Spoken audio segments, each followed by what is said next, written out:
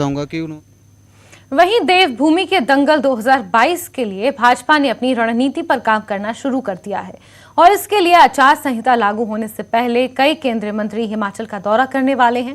इसमें 25 सितंबर को केंद्रीय मंत्री किरण रिजिजू हिमाचल पहुंचेंगे, जहां वो वकीलों के साथ बैठक करेंगे। इसके अलावा अक्टूबर में रक्षा मंत्री राजनाथ सिंह, केंद्रीय गृह मंत्री अमित शाह, बीजेपी के राष्ट्रीय अध्यक्ष जेपी नड्डा हिमाचल का दौरा करने वाले हैं। बीजेपी जल्द ही स्टार प्रचारकों की अपनी सूची जारी करने वाली है।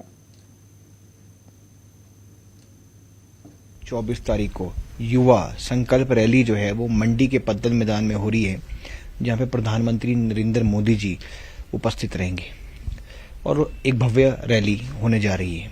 इस प्रकार जो है हमारा पूरा एक स्टार कैंपेनर की लिस्ट भी बड़ी जल्द जारी होगी, जिसके अंदर केंद्रीय मंत्री भी मौजूद रहेंगे और इस प्रकार जो है हमारे आदि जितनी भी सूचना हमारे पास आएगी वो हमसे अब साझा करते रहेंगे।